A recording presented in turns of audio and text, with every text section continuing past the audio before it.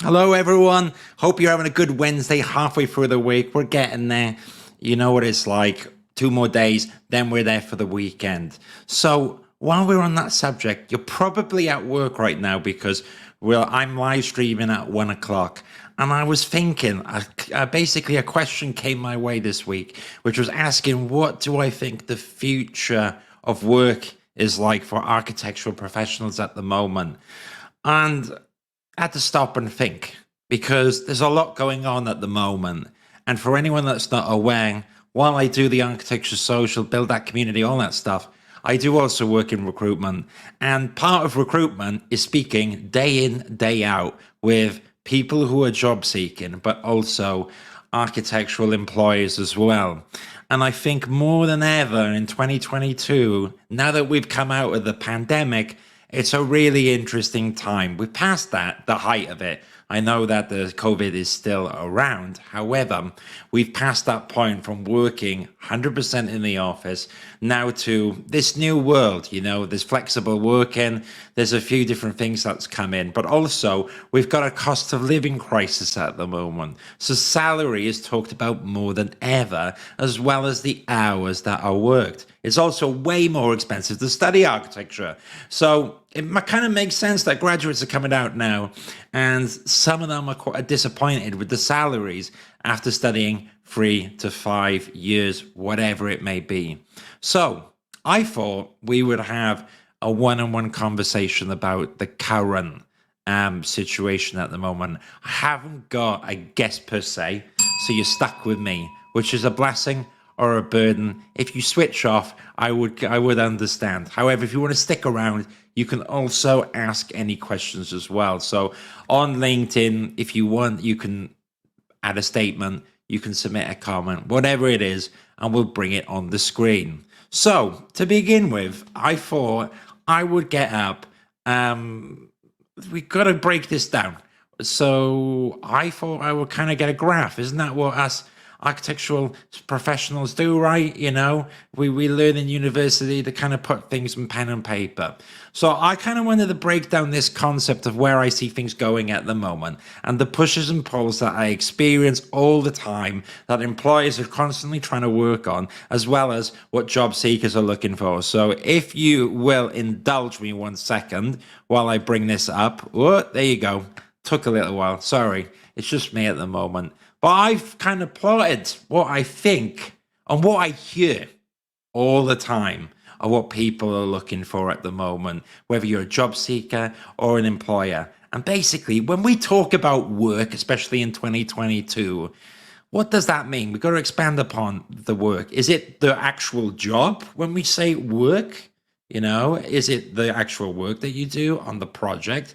Is it the work environment? Is it 9 to 5? Is that, basically when you wake up in the morning and you go to work and then you come home in the evening, is that what you constitute as work? And then, well, there's the logistics of it, right? Where is work? What hours are you in at work? What kind of arrangement do you have with work? So I kind of broken it down into 4 basic areas which are quite important.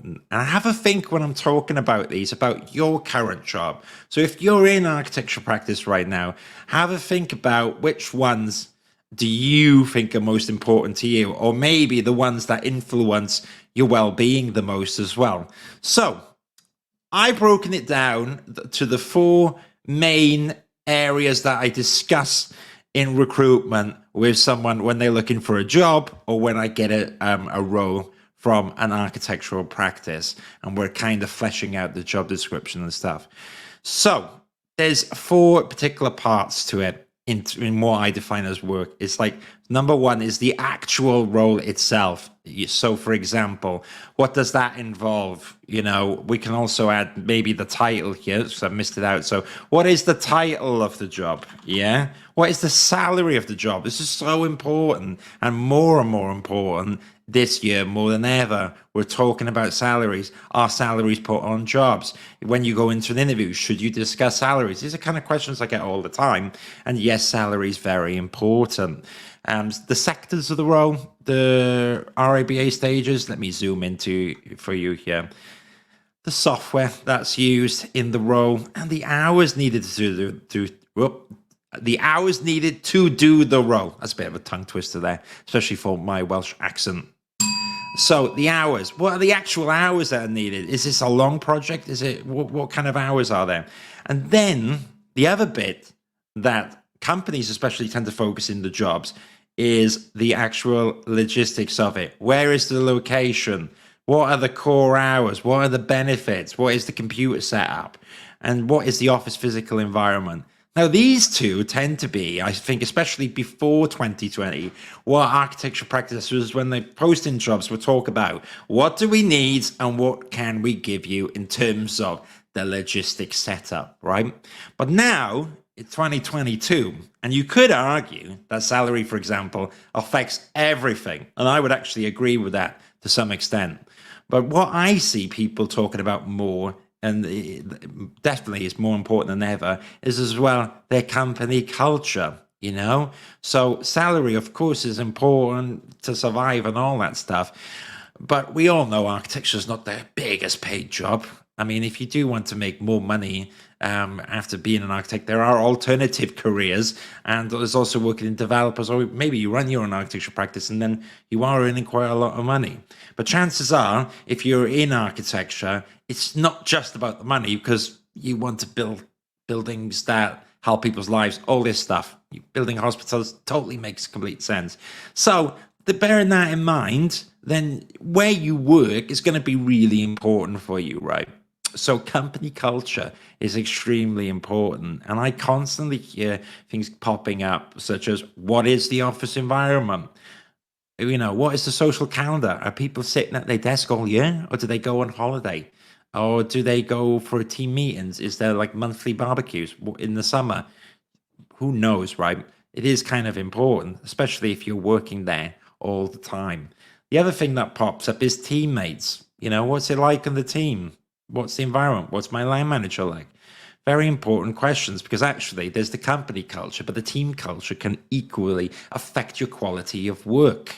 You know, I don't know about you. I've worked with some amazing bosses, but I've also worked with one or two people that have been a little bit difficult, and they can bring down the mood of the team. But equally, as well, you can learn a lot from these people sometimes. Who knows, right? But then there's also things in the company culture like community engagement and EDI. You know, how inclusive is the environment? You know, what kind of people are they hiring? Are they all from different backgrounds, different setups, so on and so forth? And the last bit that I want you to think about, especially in your job or when you're looking for jobs, is personal development, right? We talked about the role, which is you, okay, and the company logistics, they might change over time, but there's that kind of bit in between, you know, and it kind of goes hand in hand with the role and the company culture, and that is personal development. How much is the company investing in you? It might be nothing, right? It might be that you rock up, maybe you're a contractor, right? You're going to get a little personal development on that if you're there on a fixed term contract or whatever. But if you're a permanent employee and you've joined as a part one or a part two, then actually personal development is going to be important when you're thinking about the long-term career, the future of your working environment, and your future of architecture practice, right? So what are they doing? Is there training there? Is there part three support? Is there mentoring? You tell me if I'm missing anything out here. But also, I thought appraisals are pretty important as well, because a large part of personal development is tapping in every now and then on your career for a little checkup, especially after a project's done. I think it's important as well, because sometimes employers get busy and they genuinely forget. But really, if I was you and I was working, I would be having a meeting at least with my employer once a year to go over what I've done, what I can improve, and also talk about salaries. I mean, that's the other thing, the important bit about appraisals. And even though some companies say, well, you shouldn't talk about salaries in your appraisals, let me tell you, I always did. And sometimes I got a pay raise out of it. And when I didn't, I got the target of what to do next. Okay, so I can't get a pay raise now, but if I do X, Y, Z, but the next time we meet, can we look at this again? And usually the company will say yes. And if no, then, well, that's not great for personal development. So you can bear it in mind in your job search. So that's what I thought we would discuss today, and I'm happy to go into it in a little bit more detail, maybe for the next 10 or so minutes, expanding upon that. While I'm here, though, the future of work, what does it mean to you? If you're tuning into this live stream now, tell me what you think about salaries. If you're not and you're watching this on repeat, drop me a comment, drop me a note. What's important to you in terms of the future of work? Okay, so also, round about the time when I'm talking about this online, I see a lot the salaries at the moment. It's a big conversation piece. You know, what salaries affects everything. And that's why I put it in the middle. And the reality is, what else is important to you? I reckon though, right? Why salary is really important. The other thing that I see, which is equally important, is probably flexible work-in arrangements. Okay. What's it like where you're working? Can you work at home? Remote working is so important. And what I want you to think about is, if you can't move on the salary so much, what about your working environment? So in your office at the moment, are you working 5 days a week in the office? I actually interviewed someone, an architectural recruitment consultant, mind you, but it was interesting because in this office, they were working 5 days a week in the office. And I was thinking, isn't that a bit behind at the moment? You know, it's 2022, right? Why are we working full time in the office? And that then led me to think, well, maybe the company culture of this company, maybe the director doesn't trust the people that work 5 days a week. There might be a legitimate reason. However, in architectural recruitment, where the job is mainly on the phones and emails, it made me question what the company culture was like. And I think that's a good point that you can bring up in your interviews. You should be asking about flexible working alongside the salary. I don't know why people don't talk about the salaries until the final point. It's a bit late by then, isn't it? If the salary is too low, you're probably not going to take the job. So I think it's always good to talk about those as well during an interview in particular. I can see here that we've got Eileen from yesterday who's dropped a comment. Thank you. It's good to see you again. You can join me next time, so it's not just me if you want. But yes, you're right. Having regular one-on-ones are so important. If you don't do them, then you're going to get left behind. Your career will stagnate. And that future of work, well, it won't keep progressing because personal development, it does rely on checking in. And there's an element of accountability from your employer, but also yourself to have those check-ins.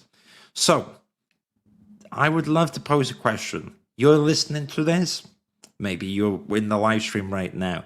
What is important to you in the future of your work career in architecture?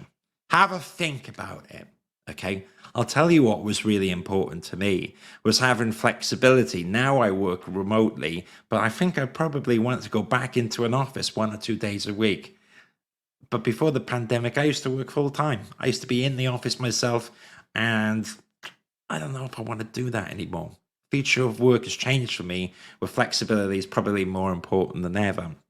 Having said that, you might be thinking, well, the future of my work, money is quite important because I've got a kid, I've got whatever, I've got commitments, and that makes complete sense. And then you have to think as well, maybe what kind of sectors should I work on, which will influence my salary. And I'll give you a quick hint. If you work in data centers, probably not the most glamorous projects in the world, but you'll get paid more money than someone working on social housing. And that's just fact. It's just there's different things to go about in architecture. But you might say to me, Steve, I don't want a future of working on data centers because it doesn't interest me.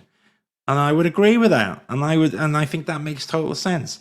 But you have to realize then the salary will be affected by that as well. The other thing is, what about the future of working a glamorous architecture practice, okay, which is killing it? They've got loads of awards. Maybe you were studying and you were thinking, I really want to work at that architecture practice. They're the ones for me. And then when you get there, it's great. And you're doing all that design. But the hours, it's not 9 to 5, right? You've got a competition submission. It's make or break, do or die. This project's going to be on your CV forever. And it's great experience. but they ain't gonna stop until 7, 8, 9, 10 o'clock at night, especially close to the submission. And you've got to think, can I do this in the long term? Chances are as well, with a competition submission, maybe they're doing it remote, but a lot of these kind of companies will ask you to come in person. So you're going to think, do I really want to do that? And perhaps maybe at the start of your career, you think, yeah, why not? Totally, I'll do the long hours and soak up the experience, and I'll love it. And good for you. However, maybe further in your career, now that things have changed in your future, do you have a family or something like that? You can't really do those long hours anymore.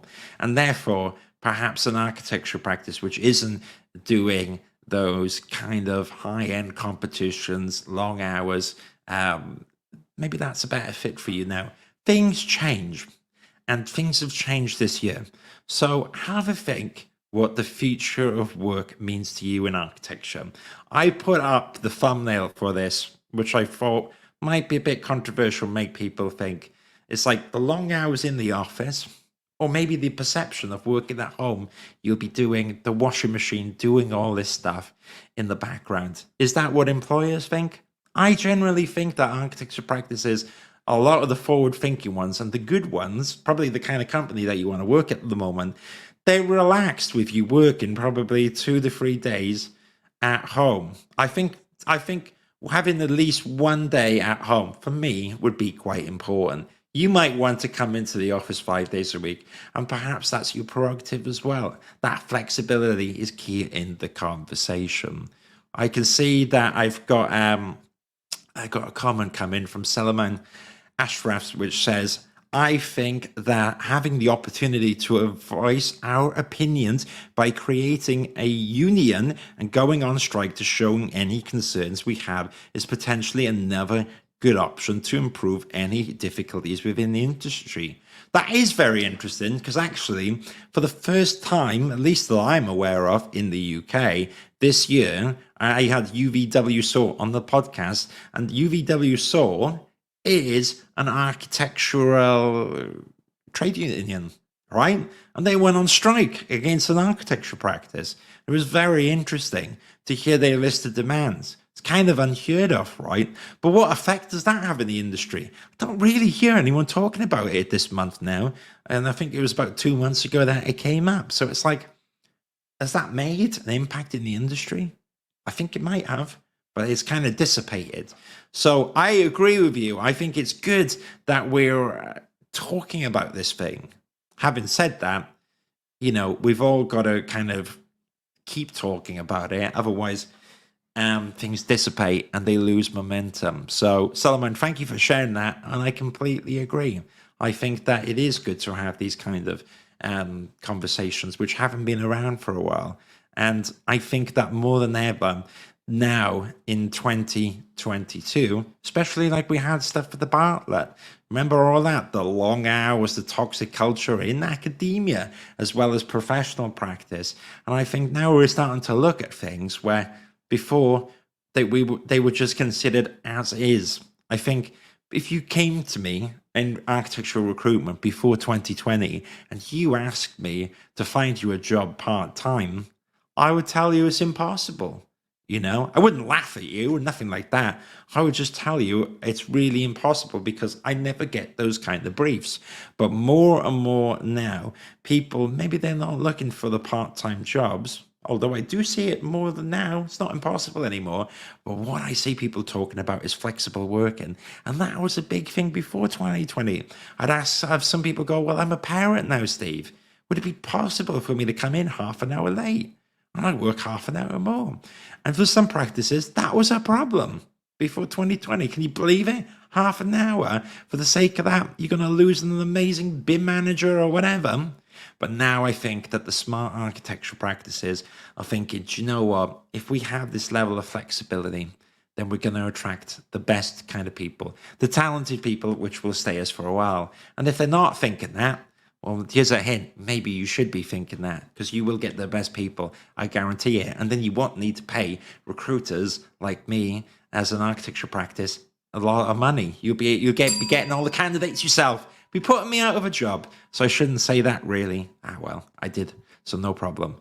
Okay, so I'm going to leave it there. Let's have a quick summary. Short, sweet, to the point, talk about the future of work. So, what do I see the future of work and architecture changing? Not too sure yet. However, before, I think that the role, as I've illustrated here, was talked about the most, and company logistics. Whereas I think more than ever now, we're talking about all four of them, including personal development and company culture. And I think in the middle, so let me move it here and I'll put it in white. You see, still got it. Still doing things on the fly. Here we go. I reckon that these factors kind of touch everything. The salary, the flexible working arrangements. Very, very important.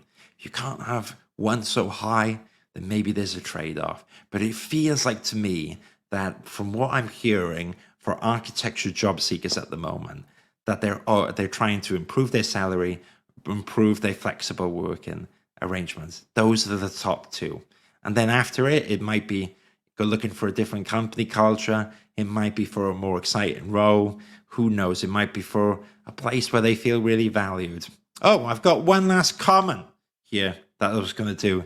Leonardo, you are just at the last minute, my friend. Before I shut off, maybe that's a lesson to me to keep these live streams a bit so that people can talk. Anyways, Leonardo says, I worked at one of the most famous architecture practices in London. I won't mention the name. Oh dear, I know where this is going probably. I should read these things before I start. Anyways, Leonardo continues, I left after a week where I didn't sleep at home nor in the office for 3 days.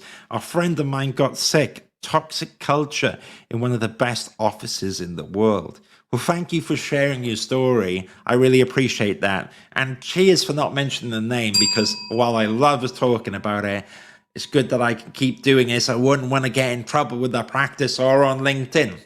But this story, that you mentioned, it's quite common, isn't it? The perception of what it's online, you look at the prestigious website, and then you get there and you might think, this is not for me. And I think more than ever, it's good not to judge a book by its cover. I think that I said that right. Don't judge a book by its cover. Go to interviews, and interviews are just as much for you as they are for the company. If you think about it, when you go for an interview, you get to see the architecture practice. Years ago, when I worked at another recruitment agency, I had an interview for a candidate booked at 6 o'clock for an architecture practice. And this interview went on for an hour and a half, 2 hours, because this person was really into the interview. The interviewer was enjoying it and all that stuff. And then the next day I spoke to the candidate and he said, I really like the team leader. The project's interesting, but I'm not going to go for it. And I was shocked. It's a famous name. I was like, really? Okay, tell me. Why do you think you don't want to do it? And they said, well, I finished the interview and it was like 7, 8 o'clock and half the office was still in. And that was why that person turned down that role. So if you're an architecture practice, think about these stuff. If people really take notice. And also, if you're a job seeker, think about that. When you're going to these companies and you're going to meet them, think about it like it's an interview for you too. Do you want to work there? And there's nothing like going to that architecture practice to view that up for yourself. Can you see yourself working there in the future? And I know it's quite convenient to do Zoom interviews and we're in an online world. However, I think if you can go to an architecture practice in person, maybe it's on the second interview or whatever, actually, that's really revealing because you will get to see the company for yourself. Do the Zoom, but ask to go there in person because you get a feel. You might get pumped up and excited because actually it feels like there's it's a really nice physical environment. They've got switch computers and all this stuff, and it's really cool location, and the people see them happy. And then you get excited, or you might go in and think, wow, there was like an atmosphere in the air. I couldn't see myself working there in the future. And that will really help you out in your job search as well. So have a think about it. and maybe use this blueprint. I will save this mirror document. I will put it on the Architecture Social.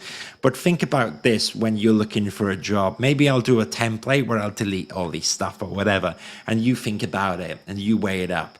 How much of the role is important to you? What are the company logistics like? And what's the company culture?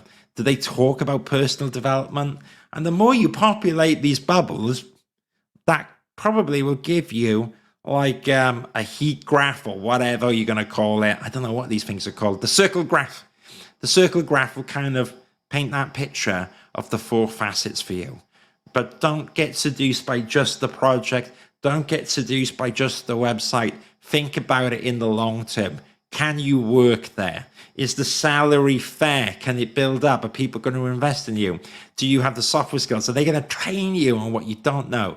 Weigh all that up, and then you can think about it and decide whether or not you want to accept.